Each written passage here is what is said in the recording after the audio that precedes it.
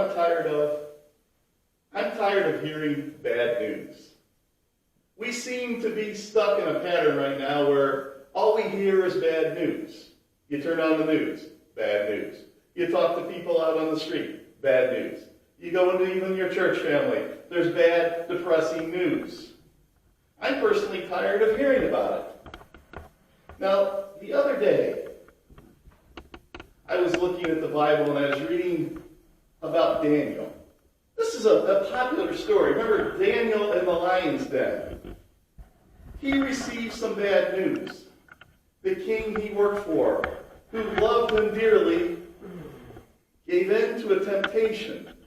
The man asked him, "Hey, king, why don't you put yourself ahead and make an order that for the next 30 days, people can only pray to you?" And he did it. For Daniel, that must have been bad news. He can't talk to God for 30 days. Otherwise, he would be in trouble. Well, Daniel did it. He prayed. He did not stop talking to God. And of course, his enemies found out about this and took him to the king.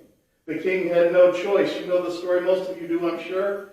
They threw him in the lion's den, where there were lions all around him, but the king was so upset he couldn't sleep, he couldn't eat. He ignored all forms of entertainment that night. But when he got out of bed the next morning, he ran to the den.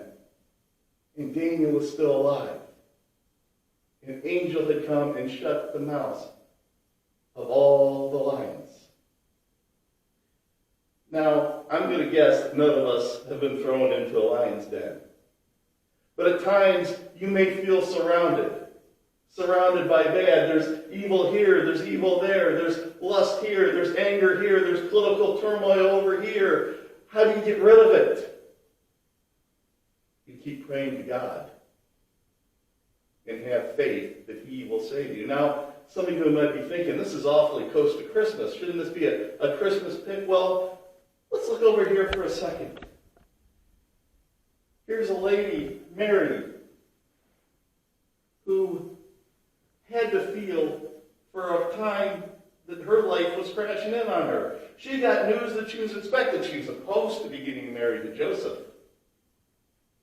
But God was with her. Joseph, he had to feel that it was bad news. The woman that he loved was expecting a child, and he knew he did nothing. He did nothing wrong. But God was with them all through that tough time. And of course, we know we celebrate the birth of Christ. What a blessing that was. That turned out to be great news. So when you're faced with so much around you that's bad news, hear the good news. God is with you, ready to turn that bad news into good news. Remember that. We'll see you soon.